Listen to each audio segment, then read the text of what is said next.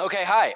I'm Jason Rines. Welcome to part one of Kant's philosophy, and we're going to do theoretical philosophy this week. You should have 4 handouts for today. So one is a biography of Kant with important dates. Another is I think what I'm calling a cheat sheet, which is just has definitions and examples of various terms I'm going to use. I hope to, state everything in there that needs to be stated anyway, but if afterwards you're a little confused or I missed, I went too fast through something, take a look. It should help. We have a timeline just so you can see where Kant stands in relation to some of his more important influences and contemporaries or predecessors. The really important ones are in big black boxes with white. And lastly, we have an outline of today. So that should help follow along. I think, probably if you have the handout, the outline and the cheat sheet, it'll be no problem. Okay. Now, in 1724, Immanuel Kant is born in Königsberg, which was the capital of East Prussia at the time. And by 1781, the date of the publication of the first edition of A Critique of Pure Reason, he had permanently and irrevocably changed the course of Western philosophy. Up till that point, since the 17th century, philosophy had been dominated primarily in Europe by 2 rival camps, which we can call the Rationalists and the Empiricists. What Kant managed to do was to essentially end their debate, which is not to say that people don't maintain their orientations, but to offer a new philosophical system which surpassed both and superseded them. All subsequent philosophical systems have been formulated in his shadow and have either presupposed his positions and developed them or argued against certain points of them, while often allowing his ideas to set the terms of debate. It's therefore very important, if one wants to understand where philosophy is now, to understand Kant's philosophy, especially his theoretical philosophy. Though it's also, I think, not just for that reason, of great value. I think the standard evaluation of Kant within objectivism is quite apt. That is, I think it identifies what's distinctive to him, what the key kind of points of the system are, and how it should be judged overall for its consequences. But often, I think, too often, the details of his system, which ground such an evaluation in the first place, either go unknown or unformulated. Not everyone needs to know these details, but I think it's very helpful. For one thing, as I've said, this system, even in its details, has had tremendous influence. But also, we don't just want to learn the basic elements of Kantian metaphysics and epistemology in this course, though that's what we'll be doing. We also want to be able to identify Kant's philosophical objectives and to be able to evaluate his methodology. Good ideas don't just drop out of the sky into a philosopher's head, but neither do bad ideas. There is an intricate and way that bad ideas come about. They start with certain errors, they propagate by certain assumptions and certain inferences, and we need to be able to understand how those inferences are made, what those assumptions are, why they seemed plausible, in order to understand how this philosophy could have come about and how it could have spread so pervasively. In other words, what we're going to do is put some life back into Kant and actually understand him as a thinker, how he actually operated, and see where the end product came from rather than just looking at the final product. Today, I hope to introduce you to the basic problem in metaphysics and epistemology that Kant took himself to be addressing, and the basics of his solution to this problem. Tomorrow, we'll actually go into greater detail about the nature of his system, and we'll examine the methodology of that system. And finally, on the third day, we're going to try and place Kant in the history of philosophy in relationship to the other great systems of philosophical thought, so Platonism, Aristotelianism. Throughout, he'll be compared to the Rationalists and Empiricists, skepticism, and of course, Objectivism. By the end, I hope not only will you have a better understanding of what Kant's views were, how they came about, but also how any bad idea comes about, and thus, by contrast, have some sense of the importance of how good ideas come about and the differences between the methods, though also sometimes the similarities. Okay, that's enough by way of talking it up. You're here already, so, I don't have to convince you. Where does Kant come into the story of philosophy? All right, it's 17th century Europe, the year 1630, let's say. Now, even though the Reformation in the 16th century had sort of split Europe apart into warring sects of Christianity, the Anglican Church, the Catholic Church, the Calvinists, and other forms of Protestantism, it was still the case that largely the philosophical and metaphysical positions of these various branches of Christendom had more similarities than they had differences. And scholasticism was still largely in play throughout them. But this was to change in the 17th century. With the birth of a new science and a new kind of questioning of knowledge, where it comes from, what we can take for granted from our predecessors and what we have to reevaluate, new approaches to philosophy were born. At the heart of all this philosophical ferment was a question concerning the origins and validity of knowledge. Certainly most definitive of this and kind of the first big impact comes from Rene Descartes, who was born in 1596 in France, dies in 1650. Not only did Descartes challenge the kind of scholastic physics of the time with his own form of mechanism, that is just moving bodies, but also his general approach to philosophical knowledge represented a kind of new strain, or at least a turn. Descartes was the first great rationalist, and what was distinctive of that point of view, that orientation, is generally this. In order to determine what knowledge we can hold with certainty, we must begin with certain self-evident principles or concepts and use a method which is truth-preserving to go from there. The way this was cashed out in Descartes' views and in subsequent rationalist views was that there were certain innate ideas, concepts embedded in our mind by God, which were self-evident in the light of reason when we just reflected on what we knew, and from which we could deduce various other conclusions. And this would stand at the sort of basis of a pyramid of knowledge that would hopefully build up from there. But it wasn't very long after Descartes that rival views started popping up, and the philosophical world became a battleground that was more ferocious than any that had been seen since antiquity.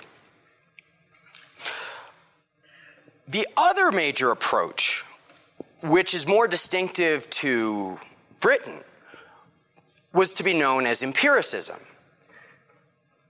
And it's first really, it begins with Francis Bacon, and then it becomes a full sort of metaphysical and epistemological stance with John Locke. Locke is born in 1632 and dies in 1704.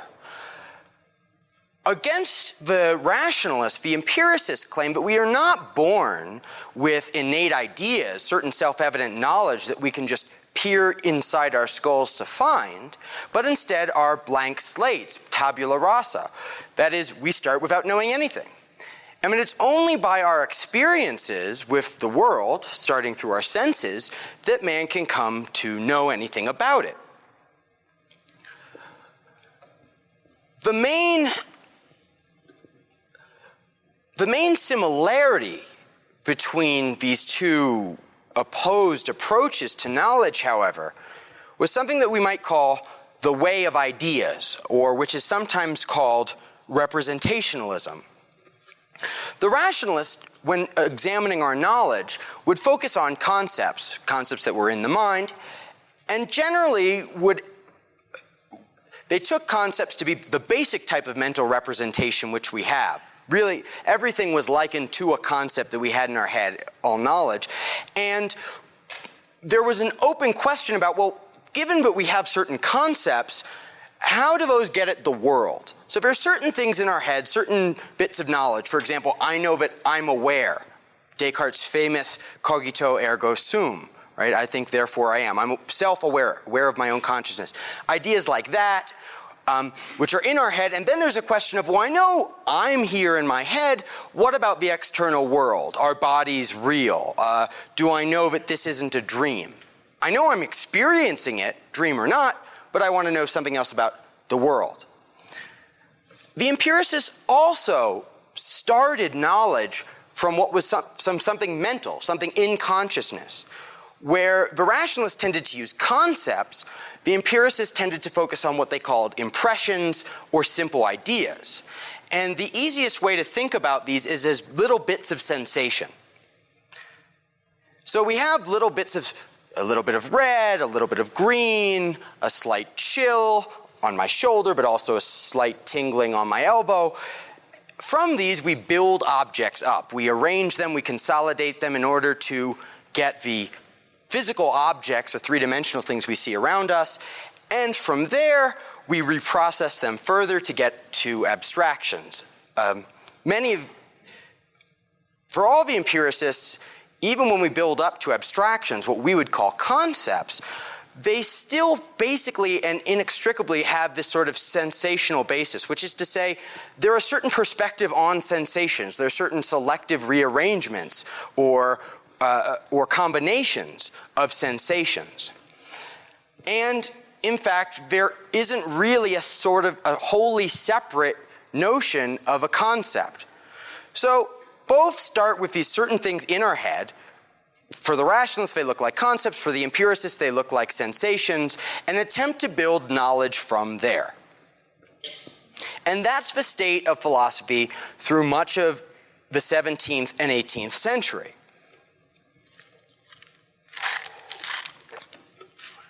That's, that's a simplification, but I think it's true. All right. Now, these views continued to develop over time, and at a certain point, the views started to, let's say, head towards their sort of natural and logical termini. But probably the best way to get into sort of how they're thinking about knowledge and then how Kant is reacting to them is to examine the notion of a judgment. So let's explain what a judgment is. A judgment is when one sees that some predicate applies to a subject. That means when one identifies one thing under a different concept. So that dog is brown. Here's the subject, the dog, and I'm saying that he is subsumed in the concept brown, or brown applies to him, or he is brown.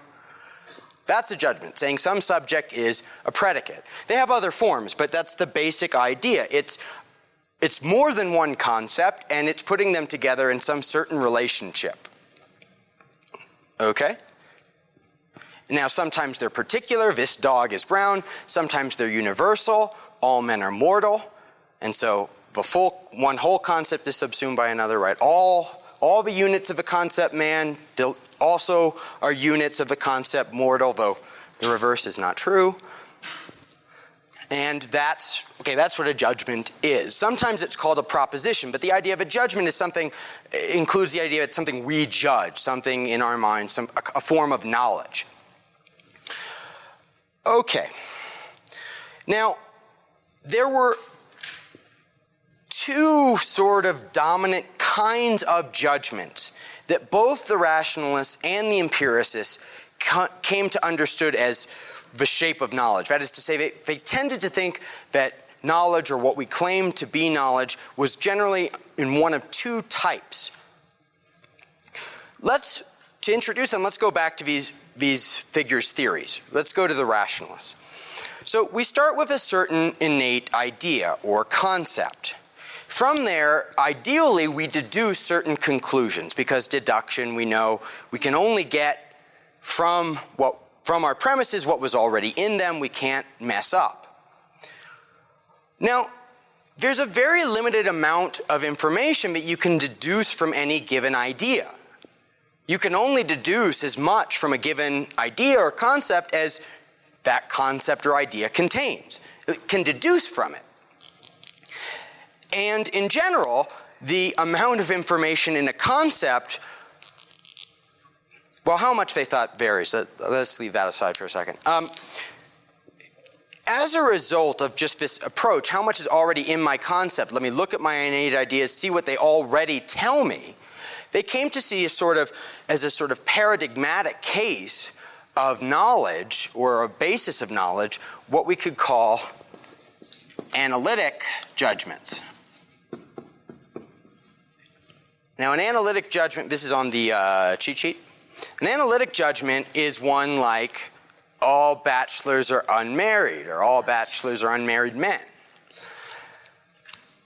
An analytic judgment is said to be true merely in virtue of the meaning of its concepts. It gets its name from the fact that all we have to do to tell that it's true is analyze the subject concept, bachelor, see if it already has the idea of being an unmarried man in it, and if it does, well, yeah, we know we've got it. So we analyze the concept to see if the other one is contained in it.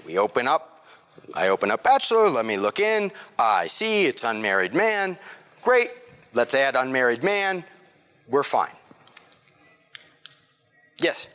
Did they use Aristotle's rules of logic to draw inferences from their supposed Yeah, I mean, everybody, the question was about did they use Aristotelian logic to draw inferences? Yeah, everybody used Aristotelian logic. Logic just was Aristotelian logic. There were a few differences. For example, Porphyry introduces the fourth figure, which Aristotle didn't have, and there are a number of other differences. And you should ask John about those, particularly when they make inductive syllogism. But yeah, I mean, they did. But there's nothing wrong with that, because those are valid inferences. It's just that it doesn't get you all that far, which is to say that you can't go any farther with analytic judgments, however certain they might appear, than what you already know. So you can only get from the only kind of knowledge that you have thereby is what you already know, or what was sort of locked in what you already knew. Now, Leibniz, who's a later rationalist, and he's on the timeline too, Leibniz comes up with the idea that if you were God, then you would know the concept for every single thing. Everything has what he called a complete individual concept. And what was contained in this concept was everything that would ever be true of you, had been true of you, would be true, is true now. And so God's concepts are so thick and so replete with information that all God ever has to do is look in his concepts, and he knows everything about the world. Our problem is that our concepts are quite blurry and confused. We only have clear access to parts of them, or there are only some of them, but we have clear access to their entire content. Now, when we can figure out what's in them, we can get these analytic judgments. And if we had all the knowledge that God has, every truth would be an analytic judgment.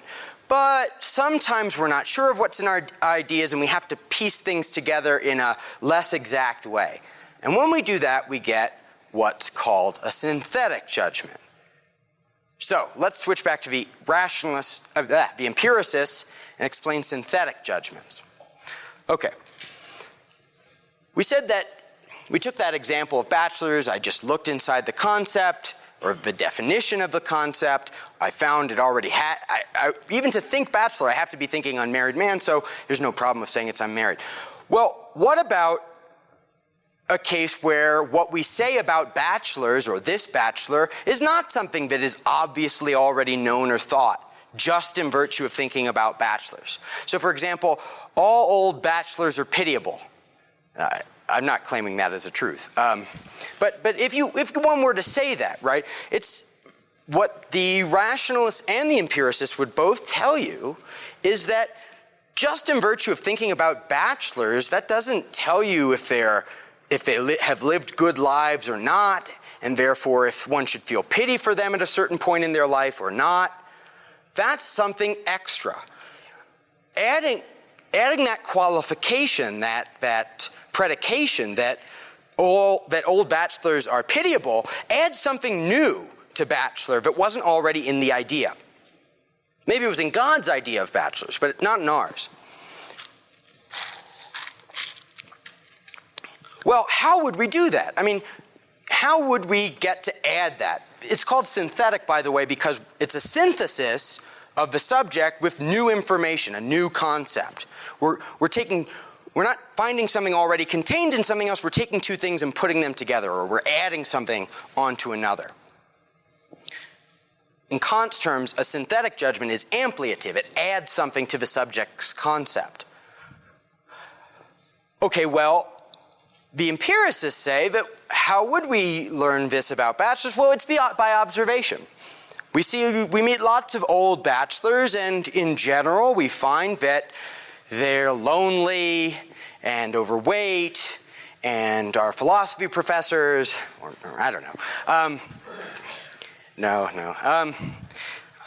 All philosophy professors are pitiable. It does not therefore, and all bachelors are pitiable, but it does not therefore follow that all old bachelors are philosophy professors. Okay. Right, so the point is here is that basically if one said, what's the glue that's sticking this predicate concept onto the subject? What's tying these together? It's experience, and in particular, it's conjunction of seeing the subject with the predicate. Every time I meet an old bachelor, he's pitiable. So pitiable and bachelor seem to go together in my experience, so I put them together in a judgment. But the problem for the empiricists, and in this regard the rationalists agree, is that experience is not decisive enough. Okay, I've met a bunch of bachelors, old bachelors, they've all been pitiable, but maybe tomorrow I'll meet one who has lived a good life, is in good spirits, is by no means has a life that we wouldn't think of as a very good one. That could happen. It's certainly not inconceivable. Conceivability plays a big role here. And so I just don't know from experience. Experience doesn't definitely settle, but it could be the other way. That kind of lack of necessity for these synthetic connections in experience is most emphasized, or is taken to its furthest extent, by the empiricist skeptic David Hume, who's born in 1711. I think is it 11? Yeah, okay, good. And what Hume observes is, or what Hume claimed was this: for any given experience, it could be followed by any other. One experience doesn't necessarily lead to another. It's not inconceivable that a different one would follow. All that we find in our experience is succession. We find one thing after another. Or conjunction. We find two things together. So we can find proximity between ideas most of the time, but we never see any necessary connections between any two ideas, between any two subjects. And as a result, we can never claim any kind of synthetic judgment with certainty. Leibniz uses the terms analytic synthetic, which Kant adopts. Hume represented the same things under the headings of relations of ideas and matters of fact. Hume thinks, sure, you could look at one of your ideas that you already have and see what's in it and, logically deduce something from that. That's true. But you can't take any two impressions and see a necessary connection between them.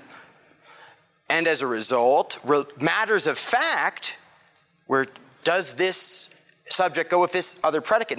This isn't a claim about my ideas now, this is a claim about things. Matters of fact are going to be uncertain. And within matters of fact, he includes all cases of cause and effect. So what we get on both sides is an agreement that knowledge can be certain if it only is about knowledge that we already have and stuff that's basically in our head, prior to or without specifying any experience. But if knowledge has to rely on experience and on seeing two things as coming together in experience, then just for that reason, it's uncertain. Now,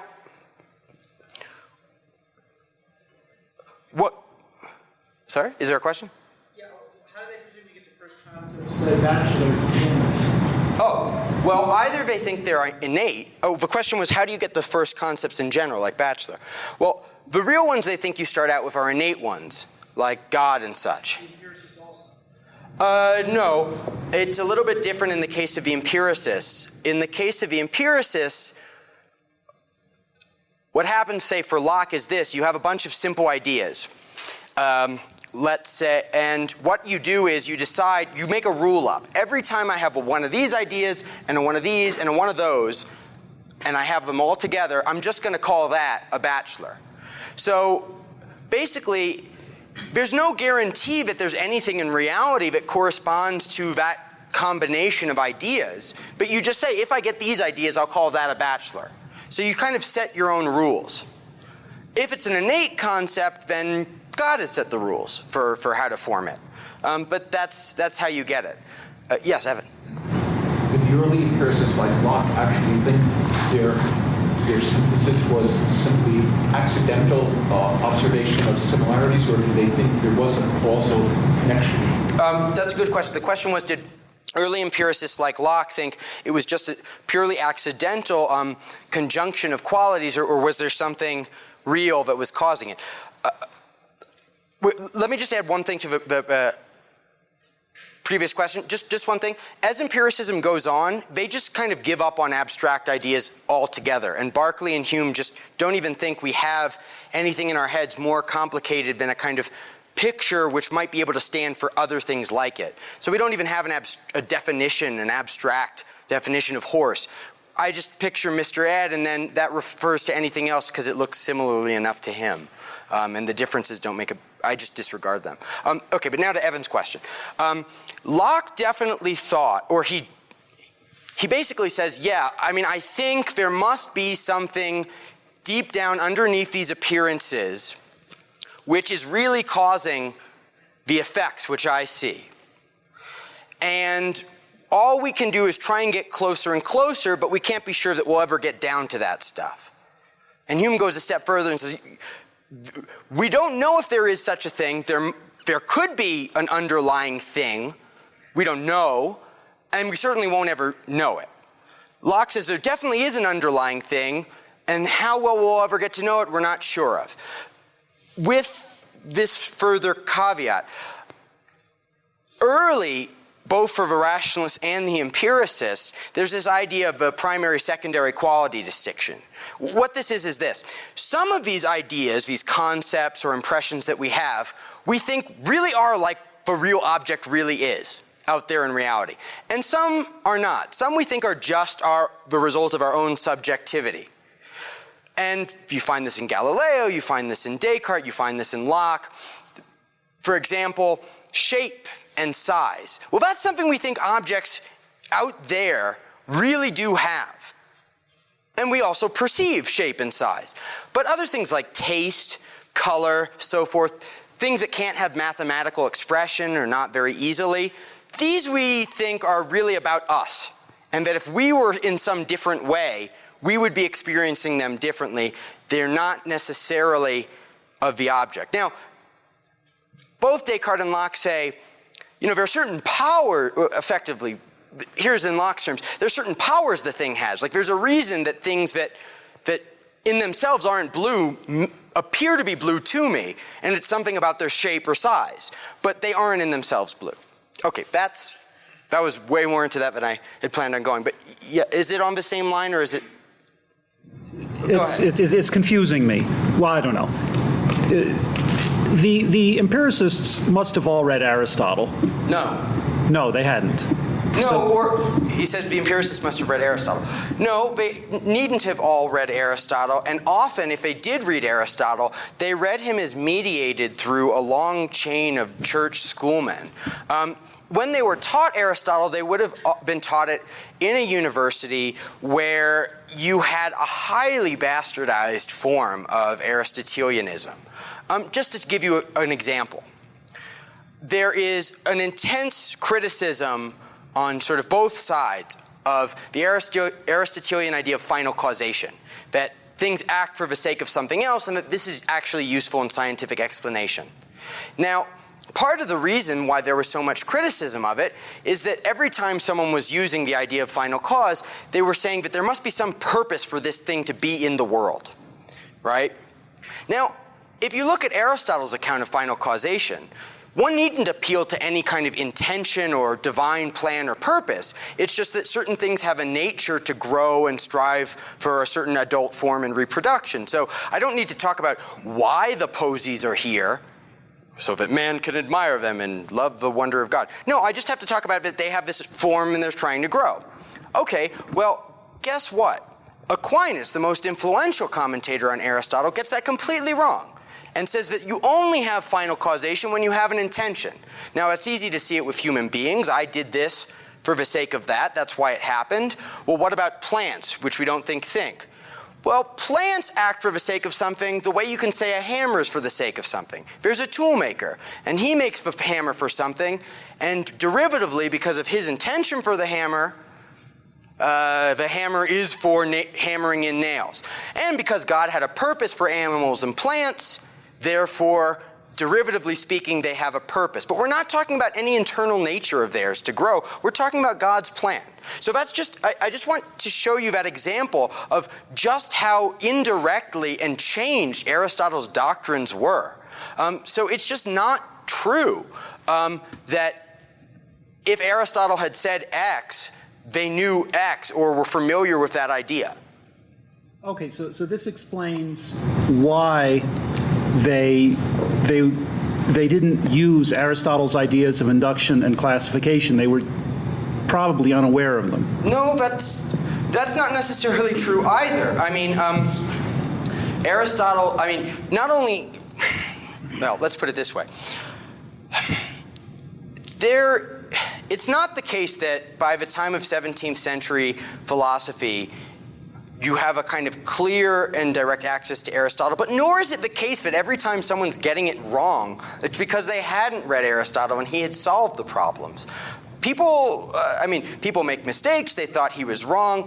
Bear in mind the incredible exertion on their overall intellectual framework that new changes in science on the one hand, and even more importantly, Christianity on the other hand, placed. So you couldn't just accept straight, right out of 4th century Greece, Aristotelian metaphysics, full stop. Why? Because he said the universe was uncreated and eternal. Well, if you're committed to the idea that God created the universe, that's a problem. And you have to change your metaphysics to that extent. So they're not trying to be no one was trying to be Aristotelian. Some of the Thomists and so forth were trying to use Aristotle to get what views they wanted. Okay, so that's the other thing. All okay, right, this is okay. I got to move on. I was happy to give that historical background, but now to Kant. All right, we have these. Everyone's okay. Analytic, synthetic. We got that. Matters of fact, relations of ideas. Okay, well, in comes Kant, and in his early years, long before the Critique, he had been more on this Leibnizian rationalist side. But even from the very beginning, he was a self-critical, unconventional, heterodox kind of rationalist. He was always sort of finding flaws. Well, they say this, but we're not really entitled to this. For instance, as we said, you couldn't get very far from analytic judgments, right? I mean, they just seem to end really quickly. Well, Leibnizians had this idea, both Leibniz, but even more his sort of German follower, whose philosophy kind of ruled the German-speaking lands, Christian Wolff, says this: yeah, you couldn't get too far from that, but there's another logical principle, the principle of sufficient reason, that everything must have sufficient cause to explain it. Now, these guys Wolff claimed to be able to deduce the principle of sufficient reason from the law of non-contradiction, which everyone would grant you, empiricists, rationalists alike. And then once you have this idea of principle of sufficient reason, well, there are all sorts of things now you can get deductively. You can prove that there has to be God because, look, we're in a world full of contingent things and there must be something necessary to explain the contingent, so we must have a purely necessary being. Cool, we've got God, and they've got stories about this for the immortality of the soul and free will and all the other, not so much free will, but all the big metaphysical things that they really wanted. But especially God and the immortality of the soul. Well, Kant comes in and he says, the rationalists, they're not entitled to the principle of sufficient reason. You can't deduce the principle of sufficient reason from the law of non-contradiction. That's bogus. So these analytic statements really can't get you nearly as far as they think you can. So we've got a problem there. On the other hand, it doesn't seem to him, at least, that everything that ought to be called synthetic is based on experience and is contingent. What Kant, we could say, discovers in the terms of this distinction is that a lot of things that everybody thought was certain and probably would have called analytic really deserve to be called synthetic. Now, let me just say, parenthetically at this point, the analytic-synthetic dichotomy, this distinction between two types of judgment, is not a valid distinction. Take the synthetic side. It's not the case that just because something isn't in the definition or isn't already known to us, that it doesn't hold necessarily of the subject. I mean, at a certain point, we didn't know that water was H2O. Before we even learned its molecular structure, let's just put it this way. We do learn from experience, and we do connect new predicates to subjects, as it were, and we can know that with certainty. Likewise, analytic, at least in objectivism, we would say is these concepts don't come from nowhere. That's the gentleman's first question about where did they think they got bachelor in the first place. And if your concepts have to be based on experience to begin with, it's not as if these concepts used in analytic judgments have parthenogenesis. They also come from experience. So it's not true that any of this sort of knowledge is free of experience, nor is it the case that only if you couldn't conceivably get a contrary result to what's already in your head that something can't be necessarily the case. I know that was an awful sentence, but get the tape. Okay. Let's take a look at something that Kant thinks is problematic for both of these sides.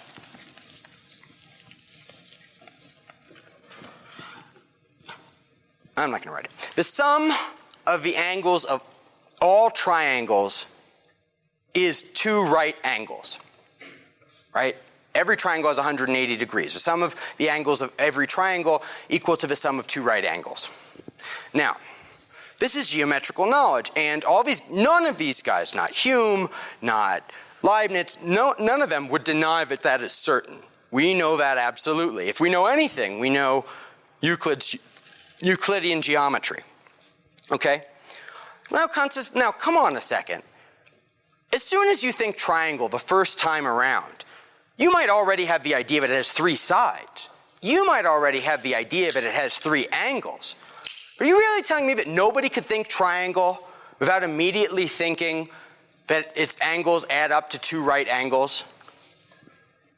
Not only that, but since this is something we can demonstrate in geometry, it's not just a definition or something, we can prove it through other means, it seems that there's something else that lets us put together the idea of equaling two right angles, or half the arc of a circle, or all the angle on one side of a line, with the angles of a triangle. Kant also does this Kant also sees synthesis, a putting together of stuff that wasn't already contained, even in the example of arithmetic, which if you thought any part of mathematics was purely analytic, just this is what I already knew, you would think it was arithmetic, but not so. Take this example, 2 plus 3 equals 5. Now, I have it on the sheet, I've kind of broken this down for you. If you think about, try and make this as much a sort of identity statement, a man is a man, as you can possibly get. Just to give the arithmetic as analytic guys a fair shot here. Well, you'd say 2 is really 1 and 1. 3 is really 1 and 1 and 1. 5 is really 1 and 1 and 1 and 1 and 1. And then you'd get 1 and 1 and 1 and 1 and 1 is 1 and 1 and 1 and 1 and 1. This is on the sheet. Look, this is not a hearing thing, this is a looking thing, I think.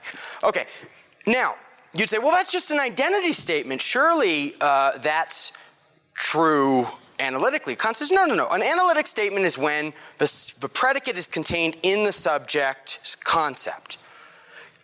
2 doesn't tell you about the rules of addition.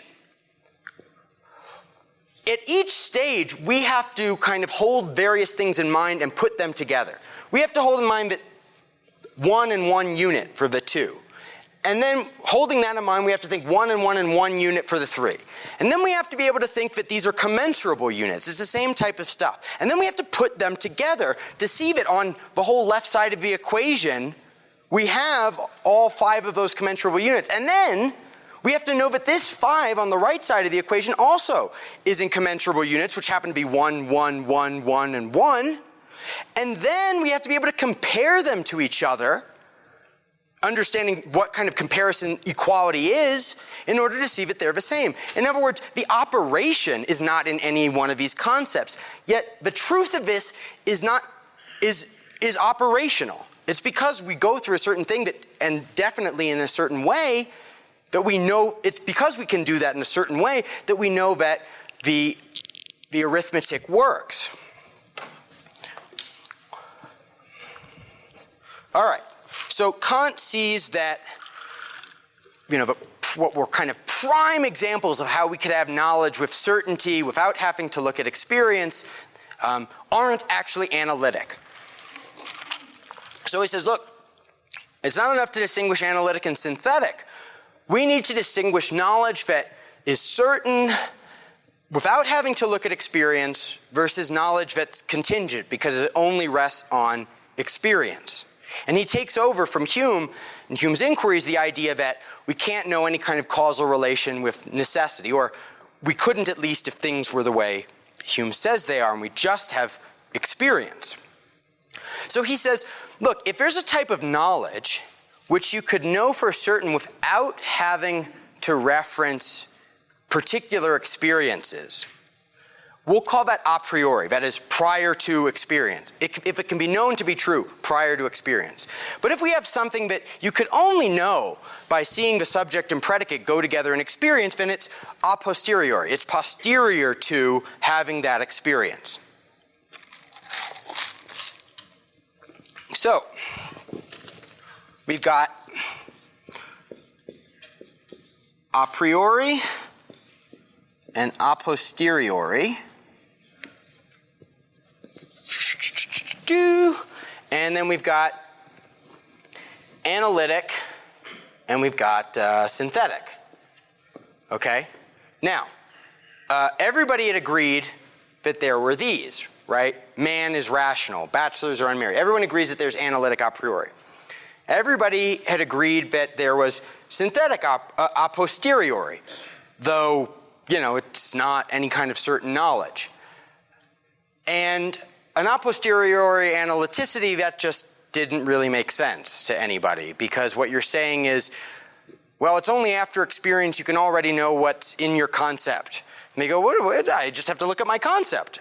Now, obviously there's this issue, and it's not just subjectivism that sees this, there's this issue of, well, where did you get the concept from in the first place?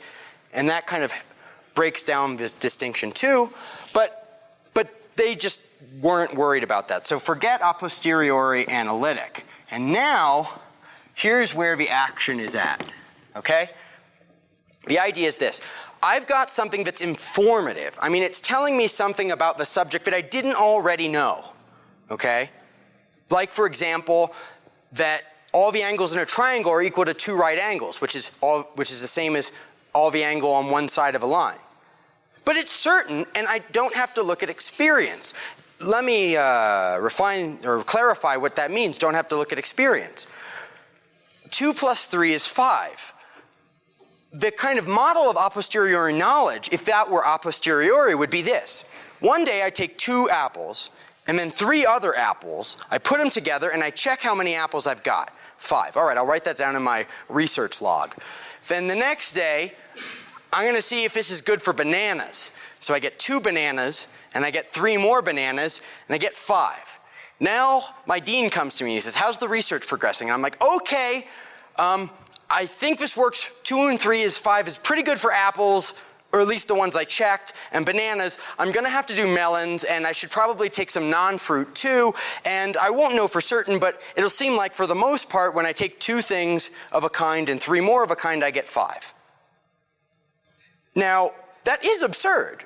I mean, it's not to say that a child doesn't have to learn counting by looking at piles of things, and that there's thus an empirical basis for certain mathematical concepts. But once you have some of those concepts, it's not the case that you have to constantly go back to sort of experience to see if any given equation adds up. And so they're right to think that you don't establish that that's true the way you establish what the melting point of aluminum is. Okay, so this is a priori. We don't have to check 2 and 3 and 5s to get it, but it's synthetic because we had to put stuff together. And the same is with geometry, and pretty much people also would have agreed with Kant, just about everybody, that Newtonian physics was like this too. I mean, this is well before the Einsteinian revolution. Nobody has the slightest doubt about the certainty of Newton's laws. Not by the end of the 18th century. Earlier on, there had been some crabby old Cartesians that held out in the face of obvious refutation, but Voltaire changed that. And so they think, physics, geometry, arithmetic, it's certain knowledge, and it's going to be a priori. Now, with a physics thing, it's going to look a little funny. But the question is if we haven't had experience, how is it that we're putting these 2 things that don't necessarily contain each other together? What allows us to do that? Stated another way, how are synthetic judgments possible a priori? That is the central question of a critique of pure reason. There are other questions, there are other issues, but Kant tells us, and I think he's right in describing his own enterprise, he wants to understand how we can have knowledge how we can have judgments that are both informative, because they're synthetic, and that are knowledge, because they're a priori. Because what the empiricists and rationalists had left us with was 2 possibilities, if they were being honest. One is a case where we had knowledge that wasn't all that informative. It didn't tell us anything we didn't already know. That's the analytic a priori. Or that was informative but wasn't knowledge, wasn't certain, and that was the synthetic a posteriori. Yeah, it would tell me something new about dogs if you could tell me a chemical in their saliva, but I've only seen so many dogs, and there's no necessary reason that their saliva has to be that way, and I can't conclude it automatically with certainty. So Kant proposes to change that. Now, not every scientific claim, I want you to understand, is going to be synthetic a priori, but all the really important ones are. Okay, so that's the project. Next point, what is the solution? What's the answer? How are synthetic a priori judgments possible for Kant? Are there any questions at this point? Yes? It does kind of look to me, trying to put myself into the headspace of where they were at this point, that if you could validate the existence of synthetic a priori judgments, it would be a big leap forward in that context. Is that? Yes, I think that's right. The questioner asked that putting himself in the kind of heads of these philosophers, if you could validate synthetic a priori, it would be a big leap forward, or it would seem that way. And indeed it did. And I guess I'm wondering, does that help explain why Kant's philosophy became so widely accepted? Is that why Kant's philosophy became so widely accepted? In a sense, I mean, it wouldn't have been in those particular terms that everyone seized onto it, but the idea that we could get certain causal laws and so forth to be known to be necessary in a way that no one had thought was possible before, by orienting them into rather than outside of the mind, we'll be there in a second, that was kind of what really kind of blew everybody away. So in a sense, yeah, what you're saying, but it was also how he got. It's not just that there was synthetic a priori, it's the kind of answer he gave to it, because not everything would have seemed plausible, and in a way, what he really did was capitalize on this idea of the way of ideas that I mentioned before, that what we're directly kind of in contact with and have no problem with is mental representations, things in consciousness, and that reality is the tricky part. There was a question over there. You mentioned that Locke had this idea of putting together random information into a concept and then having an analytic propositions from there. Wouldn't that be considered a posteriori analytic? Oh, so the question was about Locke and saying, well, we put together certain simple ideas or abstract from them, and then we have a definition, what he called a nominal essence. Wouldn't that, and then we have analytic statements, wouldn't that be a posteriori? Well, in a sense, yes. So it's kind of cheating. But it's not, at least to this extent. Is there such a thing that's always metal and shiny and yellow? Maybe, maybe not. Whether there are such things or not, or whether they're stably always shiny and metal and yellow, this is gold I'm talking about. I'm going to just say if anything is shiny and metal and yellow, I'm going to call it gold. So it's not experience in the sense that experience definitely guaranteed me that there's something that really has all these all the time. I'm just kind of making a rule for what I'm going to call things. So in that sense, it's not appealing enough to reality, to experience, to really ground the concepts. Some of our concepts might end up mapping onto reality nicely. They may not. They don't have to, the validity of their definition in a formal sense for Locke is not dependent on that. And it gets even worse with the later empiricists because they don't even take definition with certain exceptions that seriously. Okay, one more and then we got to move on. How are analytic and synthetic judgments different from induction and deduction? How are analytic and synthetic judgments different from induction and deduction? Well, first of all, induction and deduction are processes or methods of acquiring knowledge. And often, what comes at the end of a deduction or induction is a judgment. So we're talking about methods of coming by knowledge versus actual bits of knowledge. So it would be like saying, what's the difference between induction and a concept? Now, you might reach a new scientific concept in an inductive process, and indeed, that's crucial to most inductive, if not all, inductive processes, is reaching new concepts. But you wouldn't say an induction and the concept are the same. One's the product, one's the knowledge, and the other is a process of acquiring knowledge. Same thing with the judgments, okay? Do you want to follow up on that? It just seems like they're not strictly, so you're defining analytic as something that you arrive by the process of... No. Yeah, this maybe will help clarify that question and one or two of the previous ones. The question was, I'm not defining my analytic and synthetic judgments on the basis of how we arrived at them. No, they're defined in terms of a relationship of subject to predicate. It just so happens that in general they think you get synthetic judgments inductively, and in general you get analytic judgments either straight away from your innate ideas or by deductions therefrom.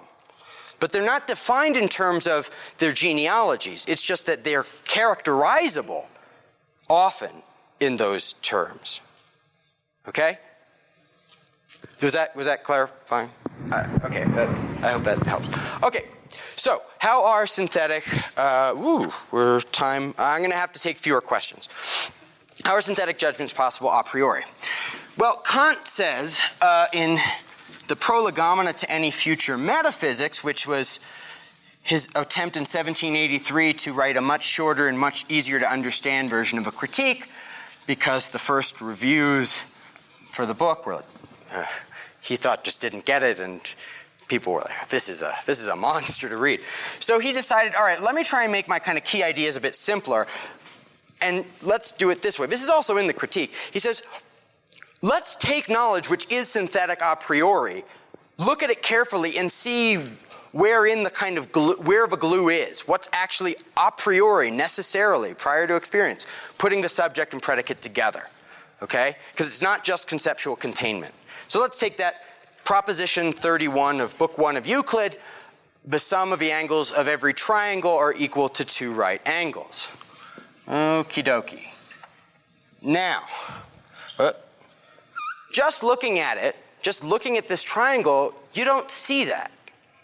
But what the demonstration of this proposition does is it adds something. It constructs certain figures around the triangle to allow you to get more out of it, more out of your understanding of it. So what we do is we draw 2 parallel lines. One that goes through the base of a triangle, and then one that touches the top vertex of a triangle and is parallel to the base. Okay? Imagine those are parallel.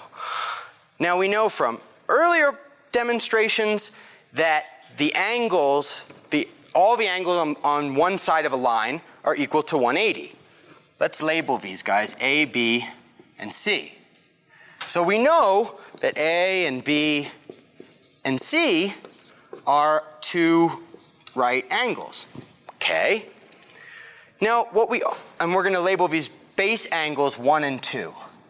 Now another thing that we know is that when you have a line that cuts through 2 parallel lines, the alternating interior angles produced between that cutting line and the parallel lines are equal.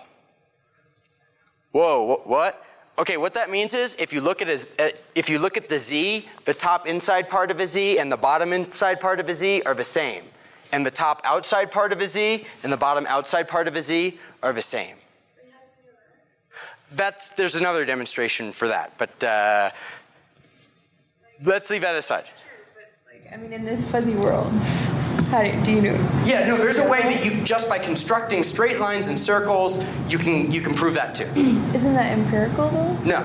Okay. Is this empirical? No, look, the point is this. This doesn't turn on how good your drawing is. Okay? Kant says, look, yeah, you do a drawing, and that's empirical, but drawing on paper. But at each step, constructing a line and so forth, these just represent something a lot more abstract. And the details are, the fact that I can't draw a straight line is sort of irrelevant. What matters is sort of what I'm telling myself as I do it, what I'm saying I'm constructing, because that sets the kind of content unambiguously. Okay, so this guy and this guy are equal, and this guy and this guy must be equal. Well, wait a minute. A has to equal 1, and C has to equal 2, so we can substitute. And this is just a sort of obvious rule that equals added to equals give equals. That's one of the common notions of Euclid. So then we say 1 plus B plus 2 are equal to 2 right angles, and we look inside the triangle, and it could be any triangle, right? Doesn't matter if it's like isosceles or equilateral or scalene. And it turns out that, look, these 3 are 2 right angles because the side of a line is 2 right angles. What we've done here is we haven't just thought about our idea of the triangle until something occurred to us. We've constructed something around it. following exact sort of conceptual rules, however inexact our drawing is, just to get back to your question. And we've done it in a certain way so that we could only get a certain result. And Kant says, okay, but why only that result? I mean, for example, there's a demonstration for this, but why is it the case at bottom that these alternating interior angles have to be equal? Well, if you trace that proof back, ultimately what you get is it's just by the very nature of parallel lines that that's going to have to be the case. Now, there's a demonstration for alternating interior angles, but the point is that just the way parallel lines work in space is such that, that fact about them has to be true. That's just in the nature of parallel lines and how they are in space. And now, Kant's got his clue. Because before, where particular experiences were the glue between subject and predicate in synthetic a posteriori judgments, he's starting to detect what might kind of be the glue in synthetic a priori judgments. Namely, where there were sort of empirical patterns or empirical shape combinations, what if there are just kind of basic pre-experiential rules of how space and time have to be laid out, of how two parallel lines have to be laid out, that set the parameters. In other words, we could try and find things that were combined in experience to see if they always go together. But what if experience had its own rules? And that before you even have the sense experience, there's a kind of inbuilt nature set up, a sort of stamp, if you will, that's going to go down on every single experience. So you say, so the cookies are coming, the cookie dough is coming out of the cookie dough factory. The Keebler elves are hard at work, and you want to know, are these always going to have a star shape or not? Well, up till now I've just been watching, and most of them seem to have star shape. But what if before I even let the cookies get to me at the store where I make this judgment, they won't even let it out of the factory unless someone puts it through a star-shaped cookie cutter. It can't even get to me in experience unless it's been given that kind of processing. Then you know that if it gets to experience, it's going to have that certain characteristic because it's a sort of pre-experience processing, a stamp that goes on it. You can think of these in terms of filters too. How do you know that only the small grains are going to get to you? Well, if you have to go through a filter, the big ones just won't make it.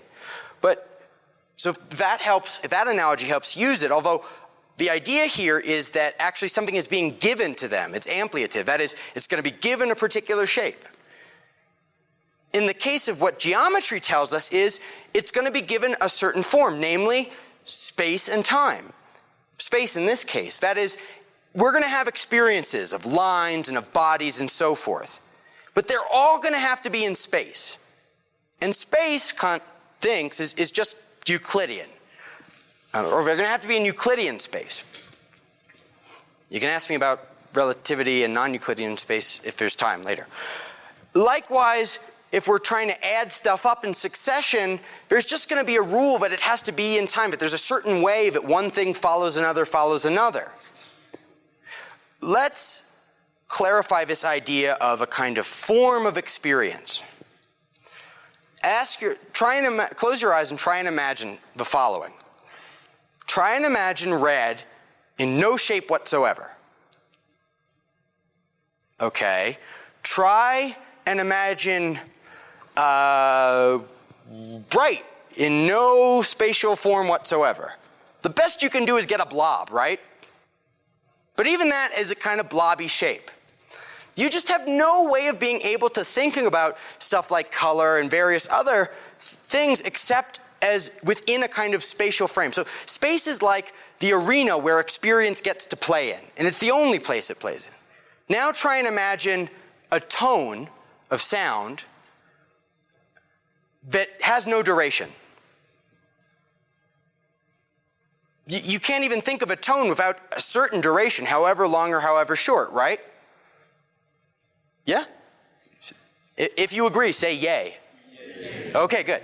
Right. That's true. I'm not trying to trick you here. I mean, right? In fact, because it's a frequency. Okay, never mind. Point being that time also is one of these sort of arenas or a kind of playground of experience. It can only happen in these. And because space and time have a kind of structure to it, and because they are the structure of experience, of anything that's going to be in them, they can kind of give a framework, a necessary framework to any subsequent experience. In other words, there is a certain necessary element in experience, a certain kind of pattern or structural rule. But it doesn't come from any particular experience. It's a structure in place before experience. So that's how we're going to get synthetic a priori. If we can find a structure prior to experience that experience has to have, it has to take on, then we'll know that these various further facts will follow. And notice this can be synthetic because if there's a certain structure of space, then any three-shaped object constructed in it is going to have certain other characteristics that hold good of it too, that aren't just follow from the concept that it has three sides. Because there's only certain ways you can lay out a three-sided object in Euclidean space. And there are only certain ways that you can lay out a body in space-time. It can't just be any old way.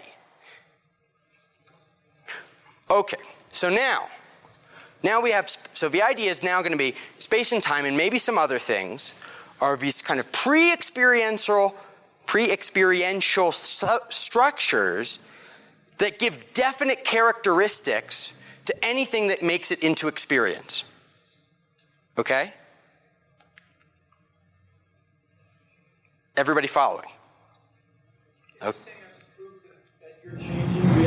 No, there's a question, does that prove you're changing reality? Not yet. This is not, we haven't yet decided if the cookie cutter or the filter or what have you is something about the world or something about us. That's exactly what we're going to get to now. So, yes. I can't say no to it, lady. I don't completely understand how you know about these structures in the first place, though. I mean, because, how do you know about space or time? How does he even get there? Oh, so it's how do you even kind of know about space or know about time? There are going to be various ways that by which you kind of figure out which parts of experience are necessary and non-empirical versus not. We're going to get to that more tomorrow, and it'll become clear in the case of concepts why some concepts are a priori as against not. Now, I understand the question could have two kind of points. It could be, all right, fine, how do I know? Sure, some kind of space has to be there for me to have experience. How do I know it's Euclidean space? This actually caused a huge headache for neo-Kantians in the early 20th century, when it turned out that using Riemannian geometry was made things a lot simpler when you did relativity. And there isn't a great answer there, though there are various sorts of solutions. It's not a question that Kant really struggled with, because nobody thought, there had been some early developments in non-Euclidean geometry, but nobody thought the world wasn't Euclidean, okay? It just wasn't that entertaining. And even today, it confuses the hell out of people how space can be not that way. And so that's sort of, it wasn't questioned that much. But now if you sort of say, how do you get any of this geometrical knowledge? What he'll probably say is this: geometry has certain definitions and certain axioms. And that was true just in Euclidean geometry. You start out with a certain definition of what a straight line is and a point and so forth. And then all you do is you just kind of construct it in space, and since space is the way it is, there's only a certain way it'll come out. So that's what you do. I mean, you start with these very simple rules of making a circle, making a straight line, and then you construct it in space, and then that does all the work for you. And then you just deduce the way, with constructions, not just analytically, the way that that Euclid says you do. But that, incidentally, is another point just for an earlier question. Kant thinks even in a demonstration, a proof like this, you'd say, is it deductive? Yeah, it's deductive, right? But is it purely analytic? Right? Is it all we doing is looking at whatever is already in our concepts? No, we have to construct these parallel lines. So even in deduction, there can be synthesis. Just wanted to bring that up. I'm going to hold questions until the end because we're so now. Okay, where do these structures come from, and what these structures are, how they work? I think will be a little clearer tomorrow. I'm just trying to get the big idea on the table. All right, well, Kant asked, take the nature of space, which is such as to make sure that certain things are going to be true about any line that cuts through two parallel lines and so forth. Now, if that were a truth about space itself, if space was just a thing out there in reality, which the Newtonians believed, and it was just a certain way, then what the knowledge we would have of it would be empirical. That is to say, all we could do is look out at space, see that, today it happens to be the case that triangles add up to two right angles, and tomorrow I could check again. But I would never know if space itself couldn't change, that was a sort of necessary property of space itself. It's just not guaranteed. In other words, if the forms of space and time were true of things in themselves, just reality out there, apart from me, I couldn't have certain knowledge of it. It would be a posteriori. But grant me, Kant says, that we do have certain knowledge of mathematics. Then it must come from a certain type of source. So that can't be experience, which means it's not just of things in themselves. Well, then it comes from us. Tomorrow, if you want, I can explain sort of why it would have to be that if it was about those objects, if it was about space in itself, knowledge of it would have to be a posteriori and through experience. But that's sort of the argument. Now, that argument that I just said, namely, if space were of things in themselves, then our knowledge of it would be contingent. However, geometry is not contingent, and therefore our knowledge of space does not depend on it being a thing in itself, and rather it has to depend on us. That's the so-called argument from geometry. And it's the only really direct proof to kind of Kant's whole metaphysics. So now we're coming to the question over there about where's the stuff you've always heard about Kant about it's in our mind, it's not in reality. Okay, here's the deal. If our minds, which means both our sense faculties and our conceptual faculties, have certain definite rules, only certain ways they can process things, then anything that's going to be in our minds is going to have to be a certain way. Now, the rationalists and empiricists have kind of primed us for this because they've all along accepted that we had good direct access to what was in our head. The trouble was trying to get out at the world. And what Kant's done is kind of boiled down all the inessentials and seen, look, the whole problem with knowledge for you guys was it was out there in the world, right? But as long as it was restricted to what was in consciousness, we knew it had to hold of anything in consciousness. What we didn't know was how to guarantee that what was in consciousness was out there in the world too. Well, stop worrying for a minute about out there in the world. If we take the world of experience itself to be a product of consciousness, something in our heads, then it's perfectly simple to see how consciousness's own rules could guarantee that experience, which is part of consciousness, has certain necessary features. I can repeat that. Here's the point. So long as we're worrying about things out there apart from our consciousness, the way they really are in themselves, we've got this worry about how what's in our heads matches out on the world. Tomorrow we'll talk more about why there is this kind of barrier. For now, let's just note that all of these guys thought that there was, or ought to have thought from their own theories, that there was such a barrier. It was called the veil of appearances. Okay? So here's this trick. I have this worry about, can I get out of my head? And they have various types of ways to try to get out of it. So Descartes says, well, I can get out of it because God will help me along and he won't trick me. So the stuff in my head can't be too messed up. And other people have other ways. But what they don't worry about is if I'm just talking about what's in my head, I'm safe because I can just look at my own consciousness and see what's in it. And so if these rules or these structures like space and time are part of consciousness, then they can guarantee things for consciousness. Put it this way. If my mind has these certain filters or certain stamps that it puts on things before it gets to my awareness of them, then I can know that whatever comes in my awareness, my experience, is going to have these features. So Kant says, okay, let's just talk about experience, which we say, is something, it's consciousness, it's in the head. I have these representations, I have this picture in my head, that's the world that I'm used to dealing with, and that's what I deal with. And now I recognize that that's part of consciousness. That's something in my head. And what I do is I say, okay, well, my consciousness has certain rules. And it doesn't kind of put any output out that I can experience without leaving certain marks on it. So, what we do is this, and this is called what he calls his Copernican Revolution.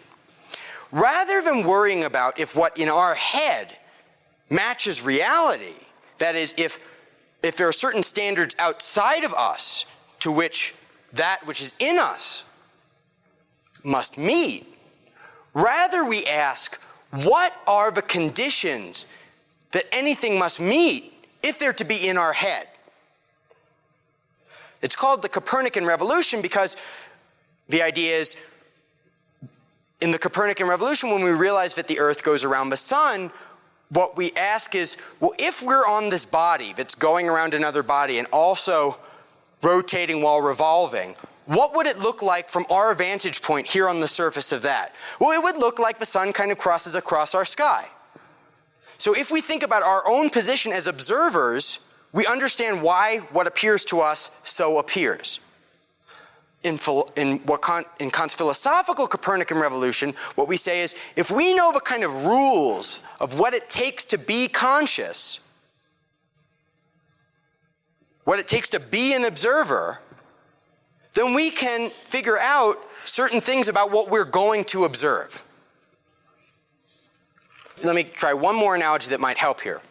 If we hold up, let's say, a piece of red cellophane in front of our face, right? Then everything that we're going to see is going to look red. Yeah? Okay. Colorblind people, you can ignore this example. Or it's blue, if that helps. Now, we could still ask a question. Well, is beyond the cellophane, is that really red? Or is it just the kind of cellophane that's making everything look red? And Kant says, stop worrying about what's behind the cellophane. Or stop worrying about things when the cellophane isn't there. Accept that what the world is what you see through cellophane, and then you'll be guaranteed that it'll all be red. So if the world that we talk about is the world as it looks through cellophane, then we have a necessary rule. It'll all look red. Now what Kant thinks is this isn't like cellophane. The structures of your mind, space and time, for example, they're not like cellophane. You can't just pull it away. This is hardwired. This is the very nature by which your mind operates. You can't pull this stuff away. This is always there in consciousness. This is just the way consciousness works. That is to say that consciousness works in a certain way. It has certain characteristics, which means you're never going to get to see things as if not through consciousness with all its characteristics. Okay, so you accept that you're dealing with the world as consciousness gives it to you. Well then, be happy with that and realize that by accepting that the world we deal with is one that consciousness produces, that is, it's what he calls phenomenal, that is, of appearances, things as they appear to us, realize that having made that restriction, we now have the upside of being able to explain geometry and physics and arithmetic. We now know how there can be necessities in these very informative synthetic statements. Namely, our minds have these certain rules, these certain restrictions, which govern anything of their output, anything that appears to us. Yes? Did he address the issue of it being the case that he's trying to make a statement about what our mind and consciousness is in and of itself versus it just appearing that way to him, and then it's just a filter? Yeah, but if I can restate the question is, did he address the issue of what is our consciousness like in and of itself versus how it appears to you? Yes, actually he did. And you, Arthur, or me, Jason, the kind of personality I'm at home with, the one who's thinking my thoughts and having my daydreams, that's just an appearance too. There are two kinds of appearance. There's outer appearance, that's like looking and hearing, and there's inner appearance, my little inner dialogue. And that too is the product of these rules. So these rules are not in your consciousness or my consciousness. What he'd say is they're not part of the empirical I, the I we experience from day to day. They're part of a transcendental I, or of a noumenal self. So before there's even Arthur or Jason, there's something out there, some kind of mind that has these structures. And when stuff goes through these structures and they do their work, the result is a set of appearances that are both external, like the chairs and the tables, and internal, kind of inner dialogue. So there is a distinction between the noumenal and phenomenal self, or transcendental and empirical self. Noumenal and phenomenal are key terms here. That which is of that object, which we can never know, but somehow maybe affects us, and so it goes through our filters, that's called the noumenal. Noumenal because of the Greek verb knowing, to think. We can think about it, we can say some things about it, but we can't really understand it or ever grasp it. Versus phenomena, so-called because they appear to us, phanein, or phainomai. Now, last point, and then I'll take questions. So this is the Copernican Revolution. We stop worrying about, is this stuff in our heads like what's out there? We say we're dealing with what's in here in our heads, and then evaluate what the kind of ground rules our consciousness sets for it are. So, Kant names the metaphysical system that you get having made the Copernican Revolution. He calls it Transcendental Idealism. The transcendent part is that which is beyond experience. The things in themselves, which we never can know. It's called idealism because we accept that what we are acquainted with in consciousness is consciousness. That what we are aware of directly are appearances, not things in themselves. So we accept that what we're aware of is mental rather than the world itself. And the kind of key points of transcendental idealism are that space and time are forms of appearances, not properties of things in themselves. That the world we experience is phenomenal, is appearance, is how it looks to us. And finally, that there are going to be certain necessary laws, informative ones, synthetic ones, that hold for experience because of the nature of our consciousness, the nature of our minds. Tomorrow, after rechewing some of this, we're going to find out what those structures of the mind are and what kind of things are going to hold necessary in consciousness because of consciousness. Okay, and I'll take questions. Thanks. We started late. Yeah. Aristotle identified some metaphysical categories, and I think the concept of... I'll come to categories tomorrow, I promise. Ask it tomorrow when we do the categories, because we haven't introduced the categories yet, so it'll be confusing. You've already asked a few. Anybody else? Right, quick. You've had two, he's had one. Okay, go ahead. All right, I guess the way I was trying to formulate my previous question was that isn't characterizing things as phenomenal versus noumenal a statement about reality in itself, and therefore he couldn't, how is he able to claim it with Yes, as knowledge or something valid? The question is even to say that there are things in themselves and that there's something beyond appearance is to already make at least one claim about things in themselves. Yes, that's true. That was a problem that lots of people from the get-go had against Kant. And it led to a kind of shift in the views of his followers. We'll maybe get to that on the third day. But incidentally, the whole system is set up so we can't know things in themselves. We can only know how things are in appearance. And then we can have faith about how things might be in themselves, which we could never know yea or nay for sure. But it is going to turn out that Kant helps himself to a lot of knowledge about things in themselves, which he shouldn't have, specifically when it comes to morality and freedom of the will. That's more for Kant part 2. All right, thanks.